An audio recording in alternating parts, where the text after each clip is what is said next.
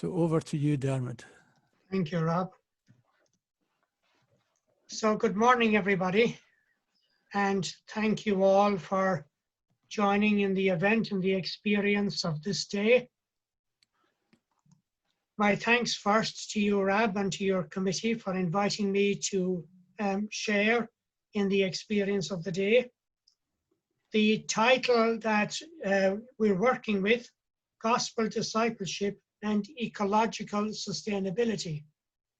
Now, most of the day, certainly the morning, will be devoted to the gospel discipleship. But looking at it in such a way that the second part will be explained or will be explored, not as an additional element, but rather as a central feature. So this is a very new and still a very new, certainly within the Christian churches, a very new way of looking at discipleship. And certainly for people involved in the work of justice, which I know many of you are, there is quite a huge challenge at stake here. You've been given some handouts. Well, you've been given two handouts. The first one is entitled Christian Vocation After Laudato Si, which is the first session this morning. And then the second session will be looking at adult faith development in the 21st century. The first two sessions will mainly be input.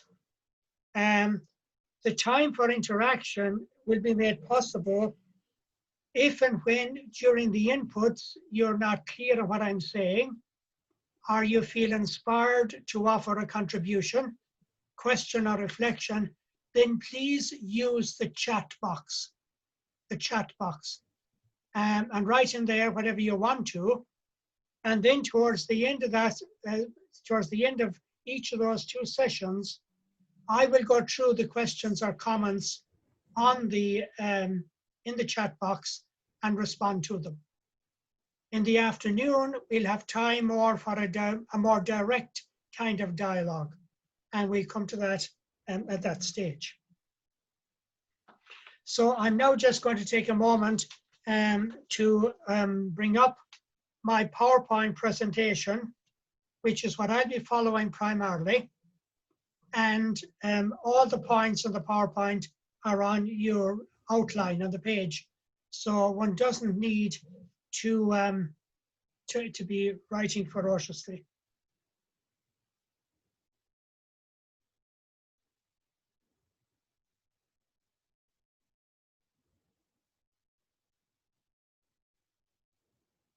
So can I just check, Rob, that everybody is seeing the screen, being a disciple of Jesus after Laudato Si? I can see it, yeah. Yeah. Hopefully everybody can. If you can't, you could type in the chat box and we'll know. Okay, so Laudato Si is the document that came out from Pope Francis in 2015 on care for our common home. The implications for discipleship from this document are enormous, in my opinion. And it's an element or an aspect of the document that has really not been explored very much or looked at very much. I sometimes wonder myself if Pope Francis realized or realizes the implications for discipleship that are in this document, because they are very substantial. So that's what I'm going to be looking at in this first session this morning. Before we go into that, let's just have a quick look at what discipleship denotes in its more conventional understanding. And this is the understanding, unfortunately, that still prevails, for example, on something like Vocation Sunday, and at other times during the church's year in which we talk about vocation, our calling, or our sense of mission. So discipleship or vocation in the more traditional sense, I highlight here just 6 features. These maybe are the more stereotypical ones, but they're still there just below the surface, even though they're often not named aloud. A divine call for the selected few. and only the selected few are really called to be disciples. And that's often based on a more literal interpretation of the choice of the 12 in the Gospels. Secondly, it's a call for humans only. So the idea of discipleship involving the other creatures of God's creation doesn't come into it. And within the human context, it is primarily and traditionally a calling for males. And this raises and has been raising extremely painful questions throughout the story of Christendom, and indeed still in the Catholic Church today, in, for example, not merely excluding women from priesthood, but the marginalization of women and the marginalization of minority groups in many of the issues related to the primary expression of discipleship. Thirdly, a life of sacrifice, prayer, and penance. And the connotation there is that you're getting away from the world, getting away from creation, trying to formulate or live out of an exclusive personal relationship with a personal God. And so our responsibilities around the created world, around God's creation, are very much sidelined and marginalized in this understanding. The next point, only possible in and through the church. And therefore, the old dictum going back to early Christian times, which in fact became much more expressed after the Council of Trent in the 16th century, that outside the church there's no salvation.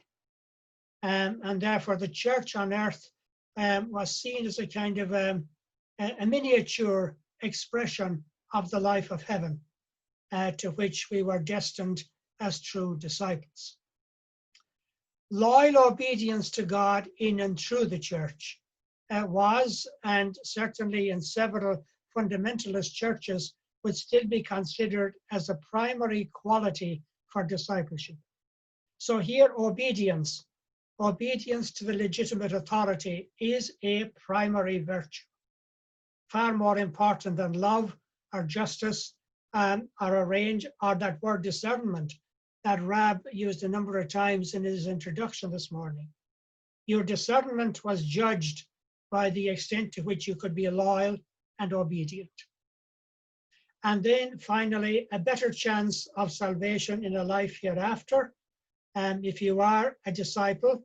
And of course then, in terms of this last point, the true disciple became, or the full disciple became the priest, the sister, the monk. In a sense, describing lay people as disciples was not really included in this understanding.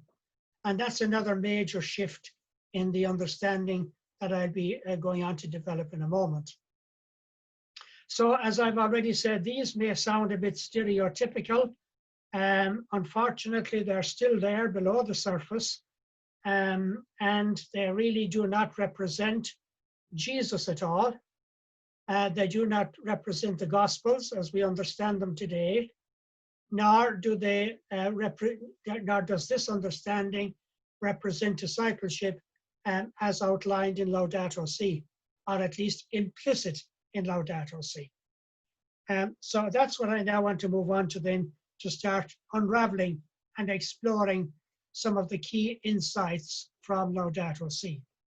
And now, number one on your page includes all the material in the next 4 or 5 slides. So we begin with number 64. If the simple fact of being human moves people to care for the environment of which they are a part, Christians in their turn realize that their responsibility within creation and their duty towards nature and the Creator are an essential part of their faith. In other words, they are not marginal dimensions of our faith. That as human beings, we are creatures of God's creation, and that integral relationship to and immersion in the creation is part of our deepest identity, and therefore we cannot fulfill a call to discipleship unless we are more consciously and seriously trying to live out of that identity. So that's a fundamental point, that our responsibilities, therefore, to creation are not coming from some external source, but they are integral to that very identity that we have and that we are as creatures of God.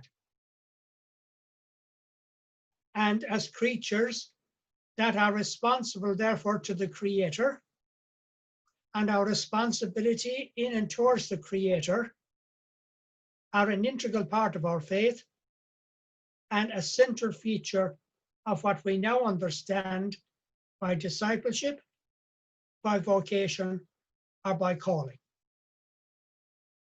So that's number 64. There are a few other features in that quotation which I will come to later. Coming to the next quotation, which is number 217 in the document.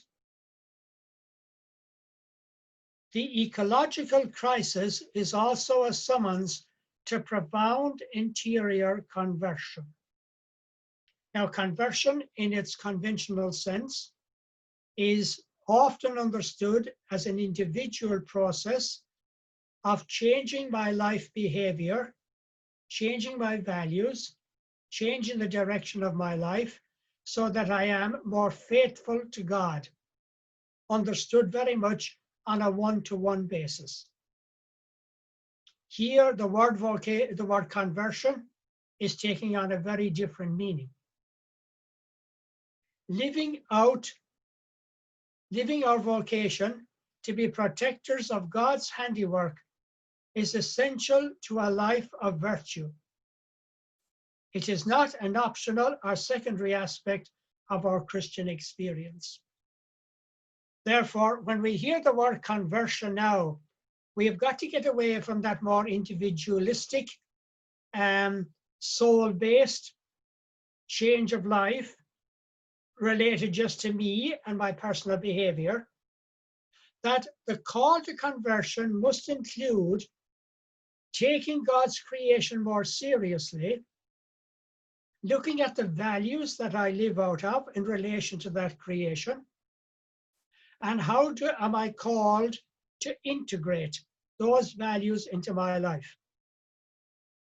So if you want to take that word soul, S-O-U-L, that internal dimension of myself, uniquely given to me by God, and that alone can be saved in the older understanding.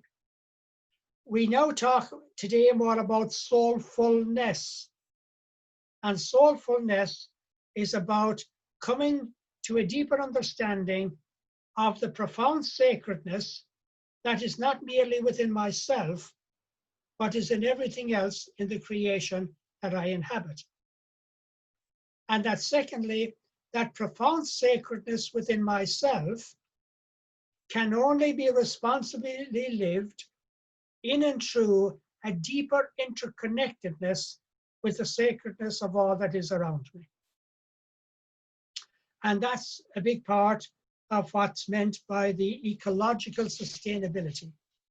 Sustainability is learning to live responsibly with the values of the created world itself, how to protect those values, how to promote those values, and how to live out of them in a more meaningful way. So that word conversion now has a different meaning, a broader meaning, a more inclusive meaning. It's not merely that picking up the energy and vitality of the Black Lives Matter movement. It's not just about including other people into our call to conversion, into our call to discipleship, whether people of other ethnic differences, of other skin color, of other religions, of other sexual orientation. It's about including something much wider than humans. The animals, the plant life, the planetary reality of which we are a part.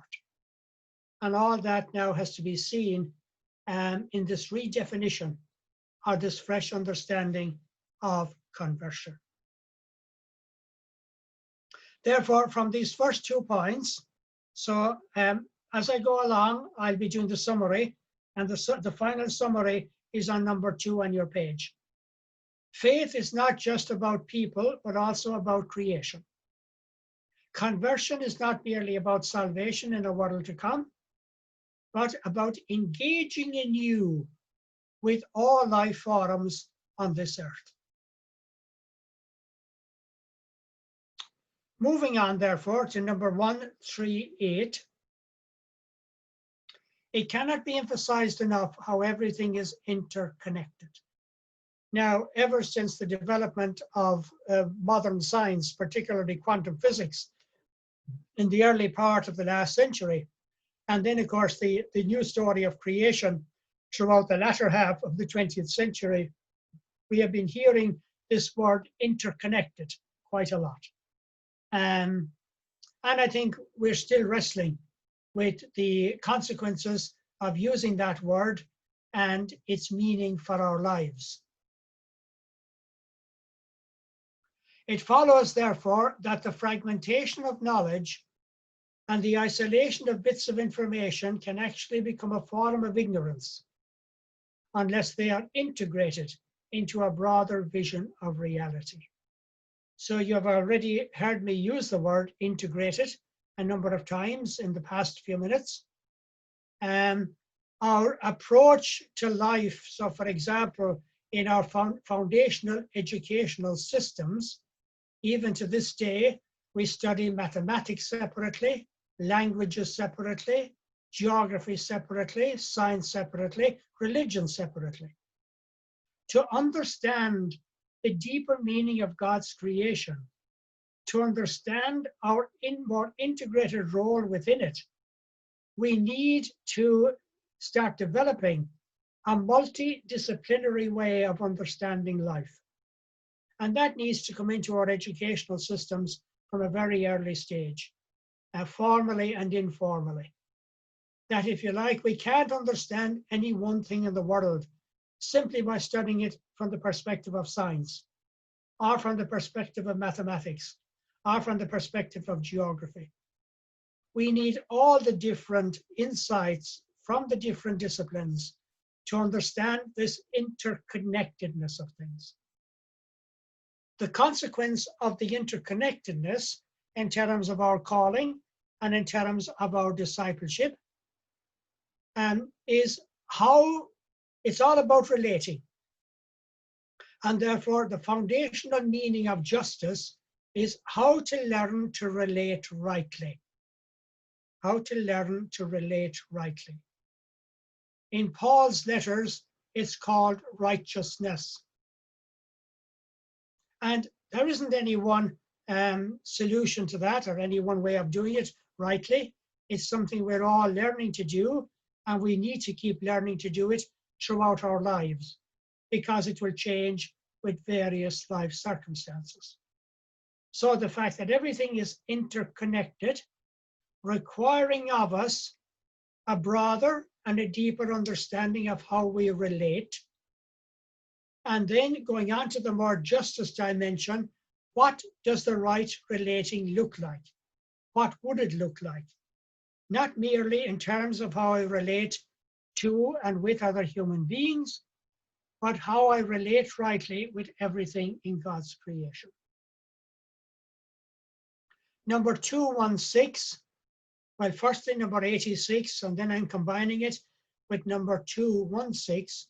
The universe as a whole, in all its manifold relationships, shows forth the inexhaustible riches of God. So what's being said there, it's only when I can enter into a deeper understanding of things, not in isolation, but how they interrelate, how they interconnect. Only then do I stand any hope of understanding more deeply that mystery, that reality we call God. Pope Francis says, I'm interested in how such a spirituality can motivate us to a more passionate concern for the protection of our world. So therefore, what he's saying there is basically what's being said in the other quotation, number 138, that it's only when we begin to understand and appreciate and try to live out of a deeper interconnected relationship with everything in creation, that then we can begin to unfold and engage with a spirituality that will reveal more openly and meaningfully to us the very mystery of the Godhead itself. When it comes to the reality of God here, which is a topic for another time, we would need to look particularly at the role of the Holy Spirit. And quite rightly, in the prayer this morning and in the introductory comments from Rab, there was a lot of emphasis on the place of the Spirit as the source and inspiration of our call to discernment. And discernment is a key word in this new understanding of discipleship that I'm exploring with you today. Moving on, therefore, from those 2 points then in the summary list, our past understandings have been too narrow and disconnected from the wider reality of God's creation. God's primary revelation is in creation, and we need a spirituality to integrate that new, expanded understanding of our faith.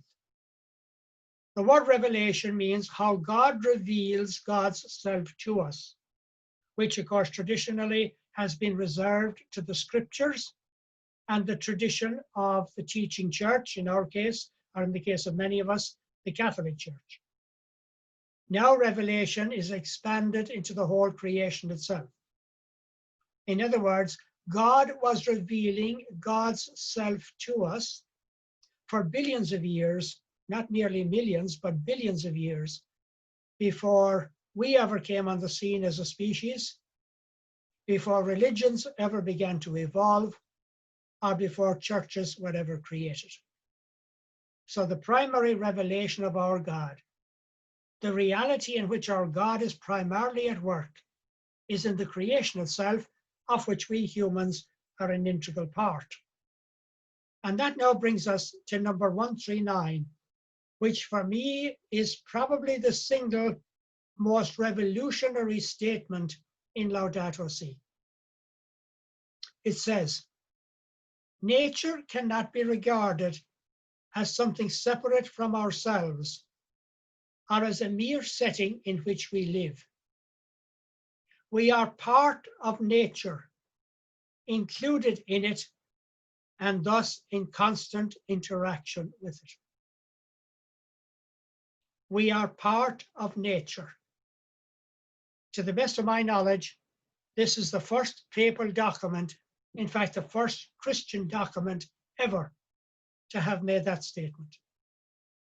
Because most of the history of Christianity and the spirituality in which many of us have been brought up is that we were to flee the world, abandon the world, turn our backs on the world. Because the natural world was proclaimed as being the site of sin and temptation, and therefore a distraction from the true meaning of our lives and the true meaning of our faith. A lot of the problem here goes back to the classical Greeks, upon which scholastic philosophy was based, and then became a major part of the Christian faith for much of the past 2,000 years. From the Greeks, we inherited what I call dualistic splitting. Dualistic splitting. Earth versus heaven. Body versus soul. Matter versus spirit. In the plan of our God, in the creative plan of the universe, it's earth and heaven, body and soul, matter and spirit. It's the complementarity that matters, not the dualistic split. And it's amazing the influence that dualistic splitting has upon all of us. in the practical, pragmatic world, we do find ourselves saying, well, is it this or is it that? And of course, sometimes to really understand what's going on, you need to see how the one influences the other. Trying to keep them completely apart will not necessarily lead you to the deeper truth. And that's very much so when it comes to the nature of our faith and this new understanding of the faith that's now emerging from Laudato Si and from the spiritual consciousness of our time. So, coming to this realization that we are an integral part of the natural world, that everything in our bodies is given to us from the body of creation. So, for example, we use a kind of a simple phrase. We talk about a baby coming into the world. The baby does not come into the world. We all come out of the world. We're born out of God's creation through the mediation of our parents. The basic fundamental source of the energy in our bodies, the energy of stardust, of starlight, comes to us in and through the creation. The carbon in our bodies, which is fundamental to life, is given to us from creation. We are intimately and integrally natural creatures, creatures of the natural world. And so much of our spirituality has been about, as I've already said, rejecting that, suppressing that, ignoring that, in order that we can move more towards the supernatural. See, that's another dualism, natural versus supernatural. If our God is revealing God's self primarily in and through the creation, then there is no distinction between natural and supernatural.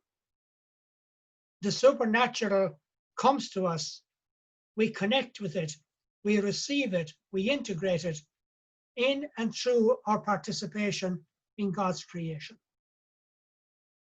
So as I've already said, this is a massively revolutionary statement with enormous implications for our faith, how we understand our faith, how we live it, and by implication, how we understand and respond to the call to discipleship.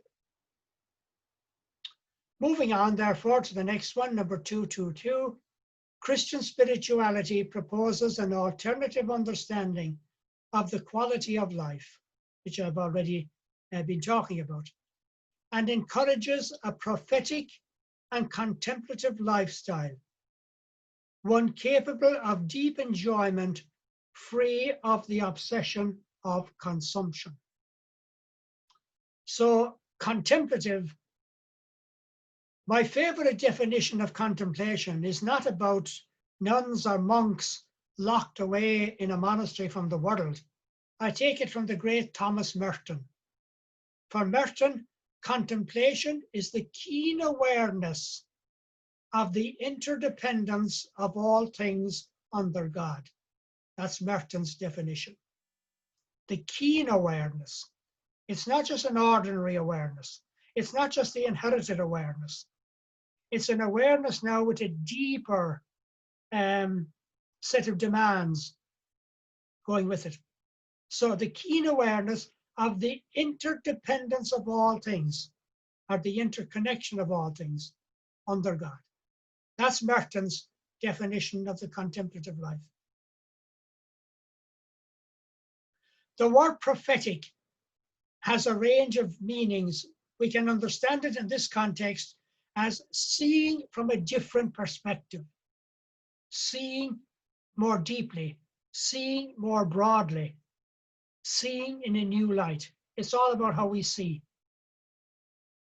And when we begin to move, therefore, in a more prophetic direction, with a more contemplative gaze, then our way of connecting with creation brings about a different sense of satisfaction and a different sense of joy. So much of our world today, with the compulsiveness of market forces, leads us all into what he calls here the obsession with consumption. About 20 years ago in America, and this would be true right across our world today, unfortunately, when psychologists started drawing up their list of major compulsions, they found themselves putting shopping at the very top of the list. Shopping as a major obsessive compulsion of our time. And that's part of what's being referred to here as the obsession with consumption. Because with excessive compulsive shopping goes this idea that everything is an object that's there for us to use. There for us to use in a way that may give us a lot of pleasure at a more superficial level, but not necessarily deep enjoyment. So all these ideas now are beginning to feed in to a spiritual, responsible, sustainable practice in how we live our lives. And so we begin to see some of the pragmatic and practical implications of this document and of the vision for discipleship that's inherent within it. Therefore, these 2 points now, adding to our collective list, our authentic God-given identity is to be earthlings. So the sense of identity that we have inherited from the past is that we are essentially creatures of a soul put into the body at some stage in the course of development in the womb. And that therefore our real identity is about our souls rather than about our embodied selves. Here, the statement, which of course is very revolutionary in the light of the inherited understanding, that our true God-given authentic identity is to be earthlings, to be creatures of our earth. And the more we can immerse ourselves in our earth, the more authentically spiritual and godlike we become. So our authentic God-given identity is to be earthlings whose flourishing is integrally related to our life on earth and not something we await for after death in a life hereafter, which again is a split dualism. Our growth in holiness is inescapably intertwined with how we engage responsibly with the natural world. And that follows, of course, from much of what I've been saying already. Now, I want to add one final reflection from Laudato Si, because Eucharist is an inherent dimension of many of our lives. And just to see what how the document tries to integrate that dimension of our calling and our faith life. And by implication, what's being said here about the Eucharist then has ramifications for how we understand all the sacraments. The Eucharist joins heaven and earth.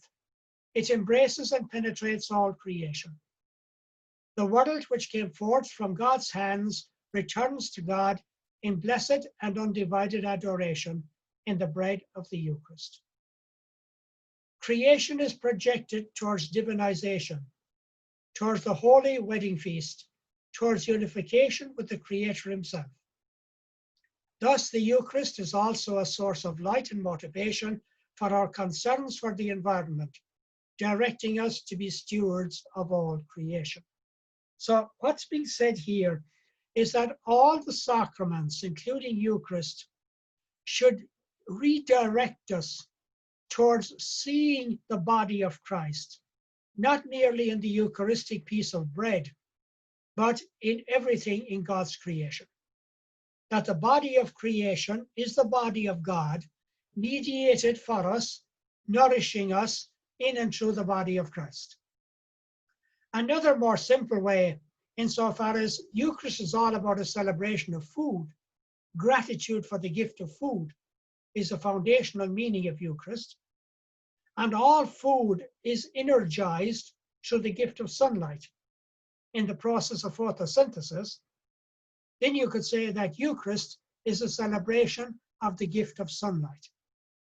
That's one way of trying to maybe at a more practical level make that connection with seeing the sacredness of Eucharist and the sacredness of God's creation as one sacredness, or one expression of the holy. And then, of course, there are a range of implications for discipleship arising from that. Okay, so that's my coverage of Laudato Si. So let's bring the key points now together in this overview, which is number 2 on your page. Faith is not just about, faith is not just about people, but also about creation. Conversion is not merely about salvation in a world to come, but engaging anew with life on this earth. Our past understandings have been too narrow and disconnected from the wider reality of God's creation. God's primary revelation is in creation, and we need a spirituality to integrate that newly expanded horizon understanding of our faith. Our authentic God-given identity is to be earthlings, whose flourishing is integrally related to our life on earth. Our growth in holiness is inescapably intertwined with how we engage responsibly with the natural world. Even the sacraments need to be revisioned to embrace these newly enlarged horizons of our faith. I want to take a break for a few moments, just a few moments of silence. And during those few moments for each of us to look at that list and maybe connect with one challenge that's in there for us. It might be in a word, it might be in a phrase, it might be in one of those 7 numbers, or it might be in a more general area. So what's the calling for you as a Christian disciple in the light of these challenges?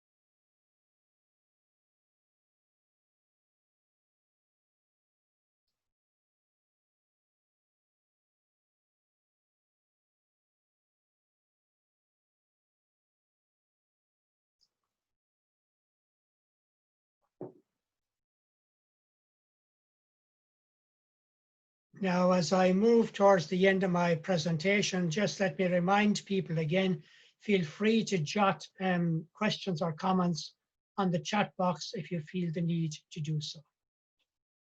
Okay, the next slide, 2 simple little statements, one from Thomas Berry. We are being changed. We are being adjusted to see everything in its proper proportion. We are being driven down to the heart with its radical interior tendencies. And that's one way of understanding that statement from Carol Rahner, made a way back, I think, in the 1970s. The Christian of the future will be a mystic, or he or she will not exist at all. Which raises questions then around the meaning of God in our lives today. And that's what my last few slides are about. So now this quotation from Elizabeth Johnson, the feminist theologian in America, and it's on your page, number 3.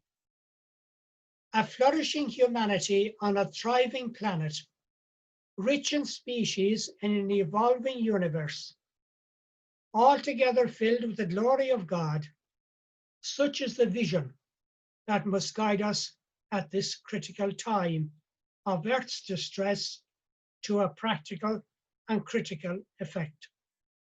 So what she's really saying is that now is our calling. That now is our vocation.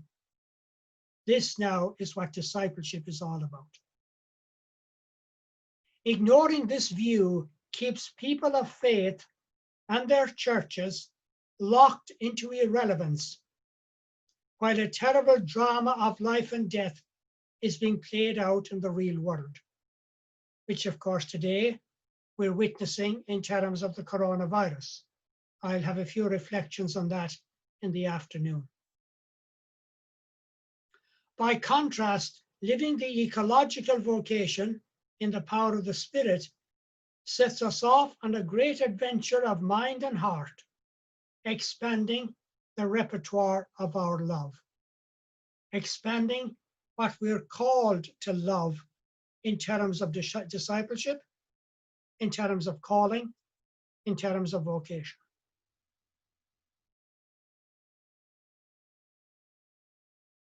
Let's just take another minute of quietness as we sit with that quotation.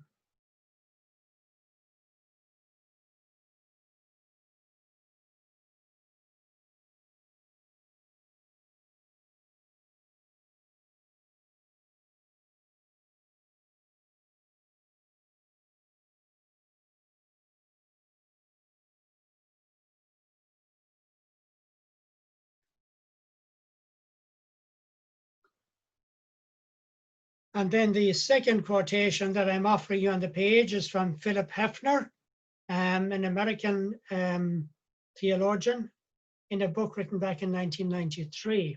Human beings are God's created co-creators. We're not just passive observers. We're called to be co-creators with our God.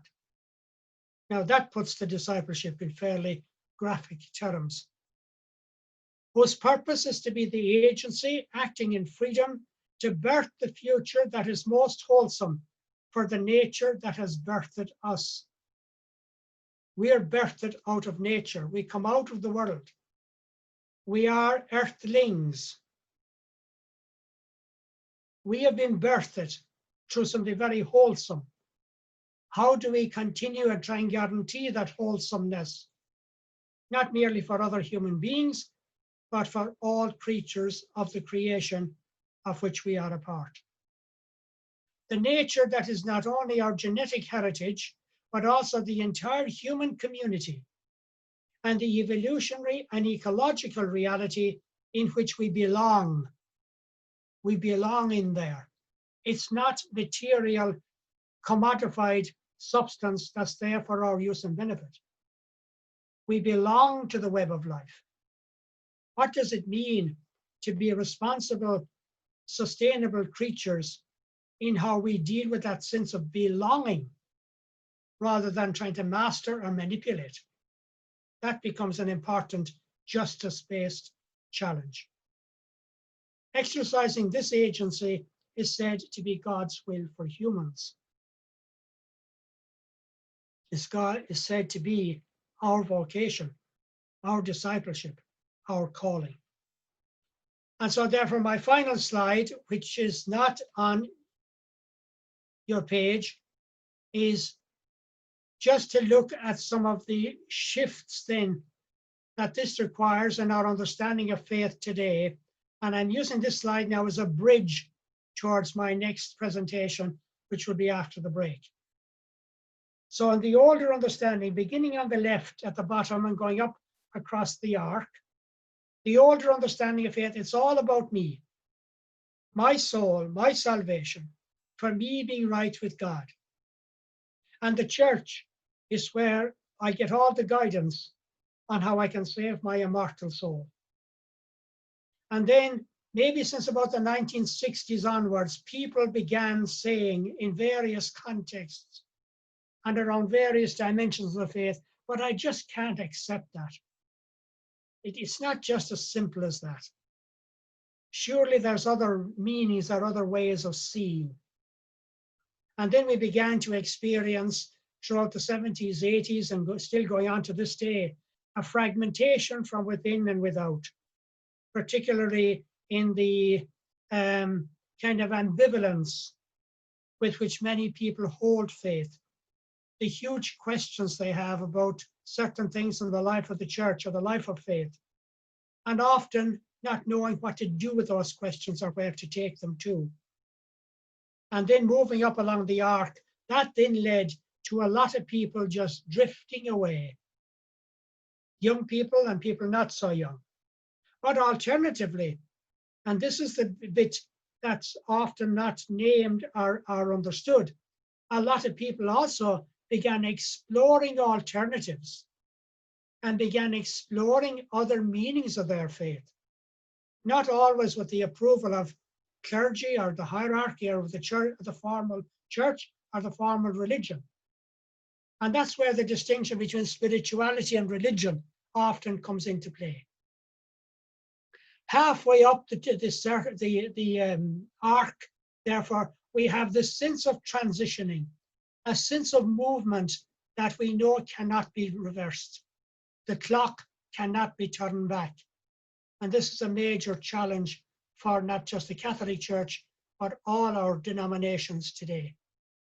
As we go down the other side, more and more people feel comfortable or feel at home in befriending the questions. And getting the right question feels more important than getting the right answer. As we enter more deeply into the story of creation and try and deal with several of the justice questions that confront us today, the dualisms begin to break down. We begin to realize that, yeah, the sacred is there in the material as well. The sacred is there in the ordinary as well. And for some people, at least, that leads then towards networking. And in a sense, the group gathered today is a network. BEC means basic ecclesial communities. That movement we saw particularly in South America during the 1970s and 1980s. It's kind of organizing from the ground up as an alternative structure through which we can explore our faith, mediate our faith, and understand it. As we move more deeply into that, we begin to glimpse what I call and what Karl Rahner named several years ago as a sense of a new mysticism, a new rediscovery of God, of the Spirit, of the sacredness in the ordinary, and particularly within creation itself. The ultimate goal towards which many of us are being called, I think, in terms of a deeper contemplative calling. And this would be the more fulfilling point of discipleship today. We are one with God's universe. We are earthlings. We are creatures of creation. How do we serve our God? And how do we do so in a more adult, responsible way from within that context? That then becomes the challenge. And that then is the challenge I'm going to pick up in the second part of my presentation, or my second presentation, which will be after the break today. Okay, now we just take again a moment of quietness, and I'm going to open the chat box here for myself and see what's on it, and I'll start responding in a moment.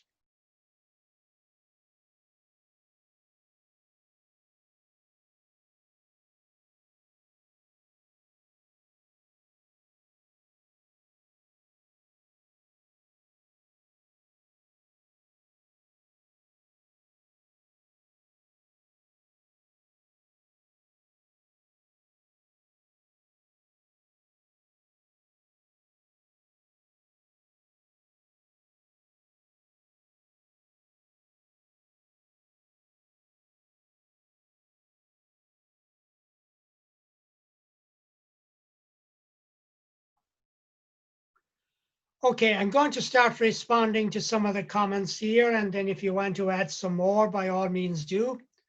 Yet in Genesis, God prepares the earth and then gives it into our hands to care for our Creator God. That's Catherine. Yes, that is correct. One American writer has very well put it, that the vision in the book of Genesis throughout the Judeo-Christian time and right into our Christian story has got badly eclipsed by what he calls the religion of empire. And we became so preoccupied with building an empire of God, modeled on a human empire, that we lost sight of this primacy of creation as outlined in the book of Genesis, where God says that all is good. And we are obviously invited to be participants in that work. So yeah, that comment is spot on. From David Ryan, traditionally we were seen as a soul within a body. How would you describe us now in a statement? Interestingly, an American writer called Thomas Moore, his book, Care for the Soul, which became a bestseller of all books in the United States back in 1992, he says we should be talking more about the body within the soul. And so he redefines soul as the sacredness of everything in creation. And that therefore the sacredness in our body is not unique just to our individual selves. It's a sacredness we receive from and appropriate from the wider sacredness of creation at large. And that would be one way of understanding it. And some spiritual writers, more particularly in the 1990s, began developing a lot that idea of soulfulness.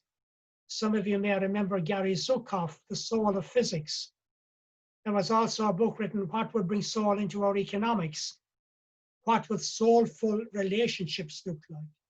And it's that idea that the individual sacredness in me, in each one of us, is an appropriated sacredness from that of the wider web of life.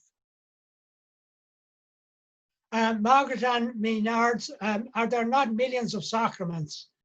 Yes, it depends how you define it. The sacrament basically means the foundational sacredness of everything. I have been using the word, and Francis in the document has been using it more in terms of what we call the 7 sacraments in the Catholic Church, and there are various other numbers in some of the other denominations. Can I speak more about revisioning of the sacraments to embrace these newly enlarged horizons? That would be a big topic. Let me put it this way. Part of the challenge that we're talking about here, unfortunately, throughout the history of the church, the sacraments have come to be seen as almost exclusively a clerical monopoly, that the sacraments belong primarily to the priest. Whereas in fact, we need to see the sacraments as primarily belonging to the people in their relationship with the wider web of life. So a simple example, the sacrament of marriage, in its essential essence, what we used to call the Mater Forum, is in the consent verbally and symbolically expressed between two people, conventionally a man and a woman. Now, supposing I'm officiating at the wedding of a niece or a nephew, I have a bad accident on the way. They decide to go ahead and perform the ceremony themselves with the 2 witnesses. Then in the Catholic Church, we're not allowed to repeat that marriage. A lot of people don't know this. The Catholic Church sees it as a valid marriage because the essence of the sacrament is in the consent given and witnessed by the 2 people. The priest is merely a witness on behalf of the church, just like the best man and the bridesmaid are witnesses on behalf of the state. Most people don't even understand marriage in that light. And we put, people talk about Father so-and-so married us, or the felt need to have a marriage within the Eucharist and so forth. All the sacraments, in my opinion, should be returned to the people and belong primarily to the people. And then I think we will be doing a revamping of the sacraments that could realign them more with that vision that Francis is talking about. Right, just let me see what else is here. Love that phrase, locked into irrelevance. Yeah, unfortunately.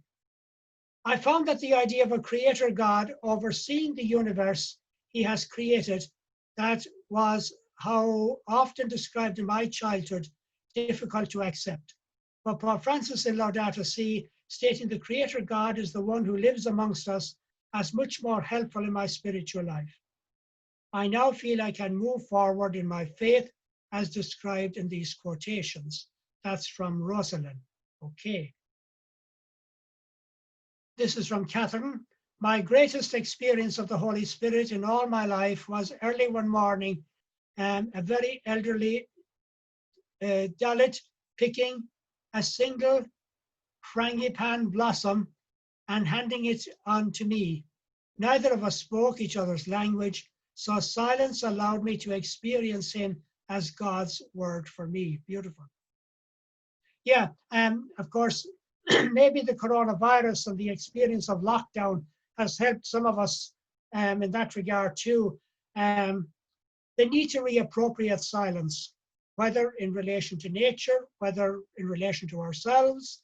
That has been a kind of a neglected dimension in the lives of many of our churches in recent times.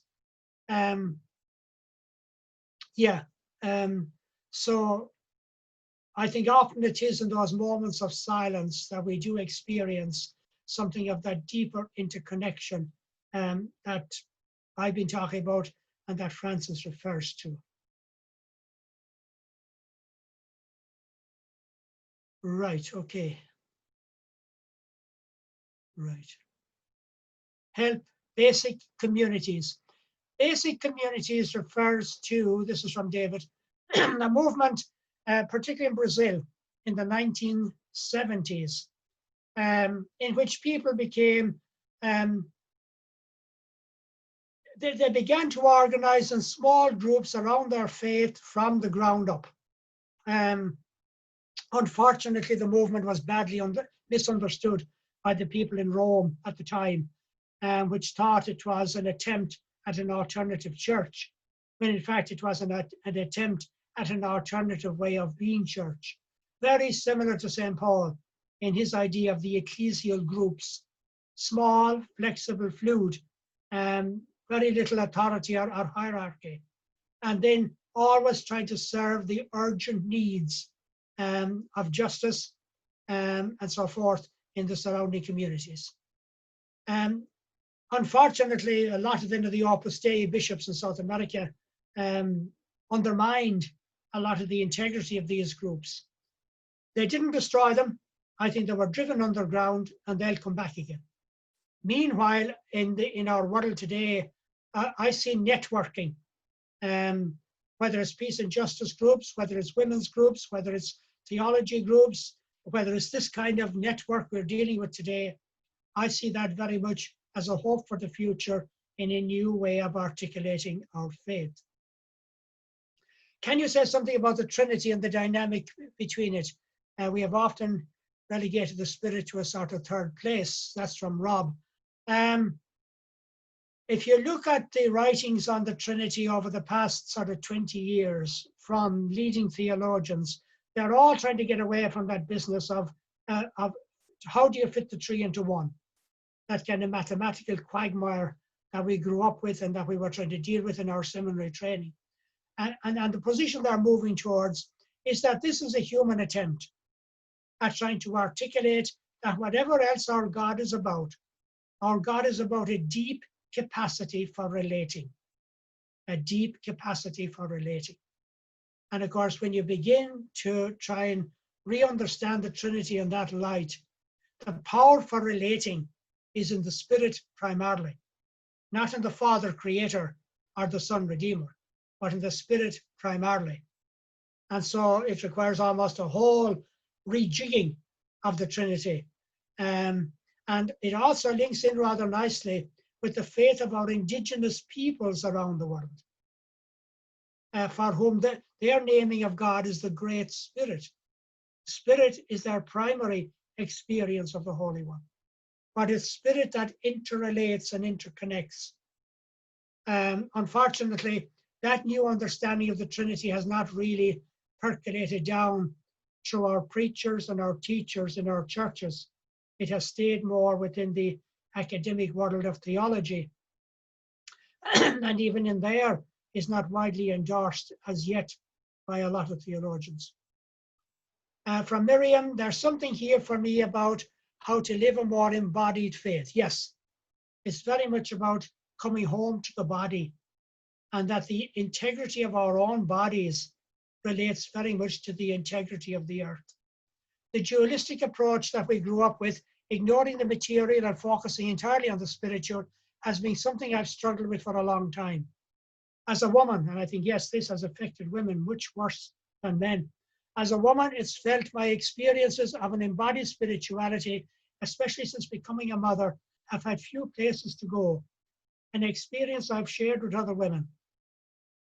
And now through lockdown, I know many of us have experienced a more embodied sense of our faith through nature, yet there doesn't feel like the church is reopening and the return to Mass creates any space for that to be explored. I'd be interested in learning how others have explored or responded to that. And that may be an opportunity for you to come together with other people, create a network, and begin exploring that new way of understanding your faith and of experiencing your faith. How would you discern New Age and the invitation to Laudato Si? I think New Age was a movement that was very much misunderstood. And I know there were some extreme elements to it. But as a movement of the 60s, the 70s, and into the 80s, it certainly prepared the ground for this new appreciation of the sacredness of nature and of the created world. How can infant baptism belong to the recipients of this sacrament? Surely this practice is not consistent with the biblical description of baptism. This is from Helen, and is at least partly the cause of so much lukewarm faith among Catholics. Now, yeah, you could say the same of confirmation. Giving confirmation to kids or to children in their early teens, you really have no sense. Confirmation is meant to be the adult appropriation and ownership of the call of baptism. I think confirmations should be in the mid-20s or early 30s. So again, I think if sacraments are returned more to the people and we see them more as people's reality rather than just a clerical reality, then we stand a better chance of looking at some of these related questions. Okay, that for now completes the questions and the comments. Thank you for those. And that brings us fairly neatly up till 11:30. And so over to you, Rob, for the break time, and I'll see you later. Thanks very much indeed, Diarmuid. Firstly, apologies again for my earlier not being able to share the screen properly. Normally Callum is here and does all this technical stuff for us, but I know we'll all, you know, keep the secret that I totally mucked it up from Callum, so you'll not feel so bad. I'm going to try again to share part of my screen.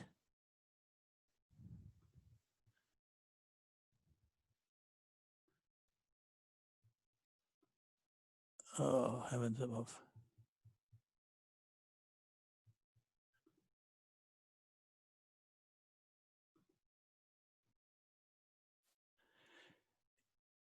Diarmuid, can you see that? No, I'm going to come out and try again. There's a break until 11:45 when we come back. I'll try and work on this. All that will be up is just a slide that says morning break. Okay, so if you just imagine there's a slide saying morning break, and I'll keep trying to work on this. And we'll call people back at 11:45.